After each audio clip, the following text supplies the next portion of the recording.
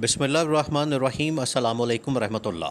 अख्तर मेंगल के बाद मज़ीद इस्तीफ़ों की लाइन लगना शुरू हो गई है और इस्लामाबाद के अंदर बाकायदा इस बारे में ख़बरें फैल रही हैं और वहाँ पर बाज़ गश्त पाई जाती है कि अख्तर मेंगल का जो इस्तीफ़ा है ये बारिश का पहला ख़तरा है।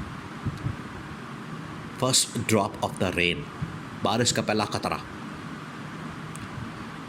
जिससे ये साबित होता है कि अब शहबाज शरीफ के साथ वो मकाफात अमल होने जा रहा है जो इन लोगों ने मिल के इमरान खान के साथ किया था 2022 में या 2021 का पूरा साल और 22 में अप्रैल तक 4 महीने वो कि इमरान खान को किस तरह से इत्तेहादियों से महरूम किया गया, इमरान खान के इत्तेहादी किस तरह से तोड़े गए, इमरान खान की पार्टी के लोगों को तोड़ा गया और अलग करके तो इनको इमरान खान की हुकूमत को घर भेजा गया।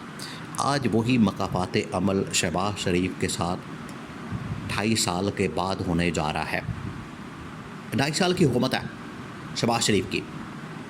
जो कोई ये कहता है 6 महीने की हुकूमत है वो झूठ बोलता है। उसको जवाब देना चाहिए कि शहबाज शरीफ पिछले 2.5 साल से वज़ीर-ए-आज़म है इस मुल्क का 2022 से, इसलिए ये झूठ बोलना बंद करें, ये कहानियाँ सुनाना, ड्रामे करना, फिल्में चलाना बंद करें।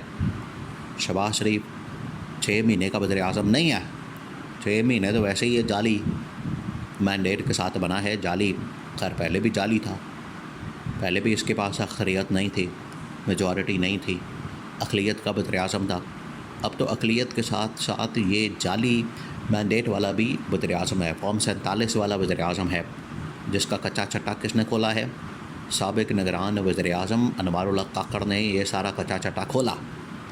उसने हनीफ अब्बासी के साथ बात करते हुए ये बात की कि अगर तुम मेरे ऊपर बात करोगे, मेरे स्कैंडल्स को खोलोगे, तुम्हारी इतनी ज़रूरत, तुम फॉर्म 47 वाले हो, सारी हुकूमत फॉर्म 47 वाली, मैं फॉर्म 47 में तुम लोगों को नंगा कर दूँगा। ये थे अनवारुल्लाह काकड़ के अल्फाज। तो इससे आप अंदाज़ा कर लें इस हुकूमत की कितनी औकात है, कितनी हैसियत है। जब नवाज़ शरीफ ज़्यादा चूँ चाँ करने की कोशिश करता है, नवाज़ शरीफ को ये कहा जाता है कि ये जो NA 130 का हल्का है ये तुमसे इसी वक्त ले लेना, फ़ारिग हो जाना है और तुम्हें ज़लील कर देना, तो ज़्यादा चूँ चाँ करने की ज़रूरत नहीं है। अब ये फंस गए बुरी तरह से। ये होता है मकाफात अमल, जो ये इमरान खान के बारे में कहते हैं कि इमरान खान मकाफात अमल का शिकार हो रहा है। असल में जो मकाफात अमल इनके साथ होने जा रहा है वो अब दास्तान सुने। वो कहानी ये है कि सबसे पहला इस्तीफ़ा जो आया है, पहले तो गवर्नमेंट से 2 इस्तीफ़े आए, इसमें डिप्टी प्लानिंग कमीशन और एक फिर डॉक्टर कैसर बंगाली। उन्होंने मुंह पर मारे शहबाज शरीफ के इस्तीफ़ा और कहा कि तुम लोग इकॉनमी को बेहतर क्या कर सकते हो, तुम लोग अंदर जो लुटमारा कर रहे हो, हलवा मंडा लगा हुआ है और तुम्हारी गलत पॉलिसियों की वजह से, नाअहलियों की वजह से हम तुम्हें हर रोज़ पॉलिसी देते हैं, उसके ऊपर अमल दरामद क्यों नहीं करते, ये वो कहते हैं। और तुम लोगों की नाअहलियों की वजह से, निकम्मेपन की वजह से, डिसऑनेस्टी की वजह से, मुल्क जो है वो बददियानती की वजह से मुल्क इस वक्त दिवालिया हो चुका है। उसके बाद फिर पहला इस्तीफ़ा आया अख्तर मेंगल का, और अख्तर मेंगल के बाद ना सिर्फ बलूचिस्तान से बल्कि KP से बहुत सारे इस्तीफ़े आ सकते हैं। और जमीयत उलमा इस्लाम के सरबराह मौलाना फजल रहमान ने इस चीज़ की धमकी दे दी है कि मैं बहुत जल्द बलूचिस्तान से जो अपना मैंडेट है वहाँ से इस्तीफ़ा दे के, पार्लियामेंट से, कौमी असम्बली से इस्तीफ़ा दे के बाहर जा रहा हूँ। और मैंने उधर नहीं देता, कौमी असम्बली के अंदर नहीं आना जितनी देर तक फ्रेश इलेक्शन नहीं हो जाते, नए इंतखाबात नहीं हो जाते। और यही बात जो है वो अख्तर मेंगल ने की है। देखिए, अख्तर मेंगल का इस्तीफ़ा जो है बड़ा मानी खेस है। आज जो बलूचिस्तान के अंदर ऑपरेशन की बात की जाती है, आज जो बलूचिस्तान के अंदर एक दहशतगर्दों के ख़िलाफ़ ऑपरेशन की बात होती है, उस कॉन्टेक्स्ट में जो ये अख्तर मेंगल का इस्तीफ़ा है ये बड़ा मानी खेस है। अख्तर मेंगल असल में वहाँ पर जो पढ़े लिखे नौजवान हैं, बलोच आवाम है, उनकी नुमाइंदगी करता है। एक बलोची सरदार है और सबसे बड़ा कबीला जो वहाँ का है मेंगल कबीला। बहुत सारे वहाँ पर कबीले हैं, बुक्टी कबीला है, सरवान कबीला है और बहुत सारे वहाँ पर कबीले हैं। उसमें से जो बड़ा कबीला, सबसे बड़ा, वो है मेंगल कबीला, जिसके सरबराह अख्तर मेंगल है।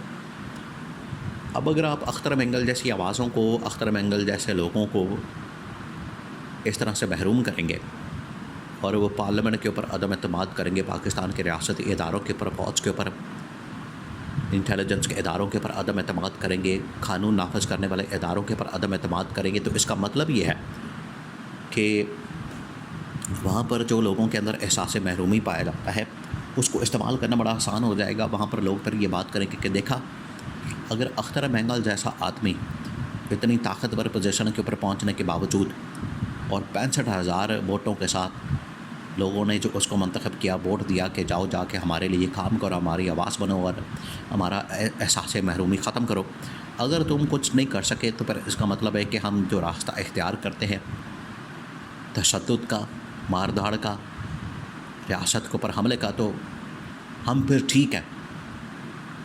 तो उनको अपने जो तशद्दुद के वाक़यात हैं या मार धाड़ हैं या रियासत के ऊपर हमले हैं उसको जस्टिफाई करने का मौका मिल जाएगा अख्तर महंगल के इस्तीफ़े से।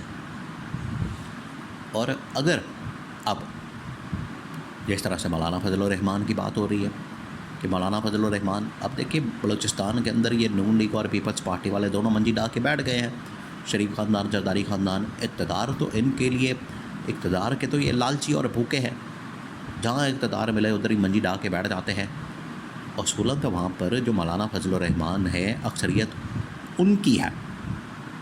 और इन्होंने अभी जाके ये जो आसिफ जरदारी भी पहुँचा है, शहबाज शरीफ भी पहुँचा है, मौलाना को जाके वफाक के अंदर भी 2-4 वजारतें ऑफ़र की हैं और उधर बलूचिस्तान के अंदर भी ऑफ़र किया है 2-4 वजारतों का।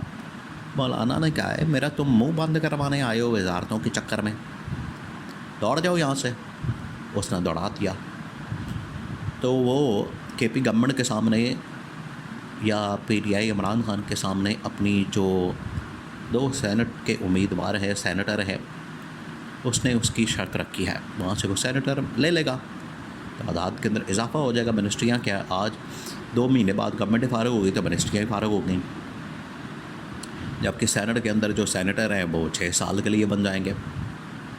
तो अब ये जो इस्तीफ़ा आया पहला, ये असल में पहला इस्तीफ़ा बारिश का ख़तरा पहला, और उसके बाद मौलाना के साथ साथ मज़ीद ANP, GDA, उसके बाद फिर MQM ने छोड़ के चले जा रहा है।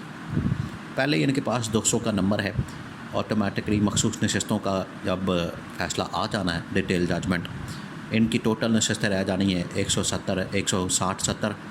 MQM के जाने के बाद इनके पास रह जाना है इत्तेहाद की। वैसे तो नून लीग के पास इस वक्त टोटल नंबर है 60-70 सीटों का। तो ये अब इनके साथ मकाफात अमल हो चुका है और अब शहबाज शरीफ ज़्यादा देर तक नहीं रहने वाला।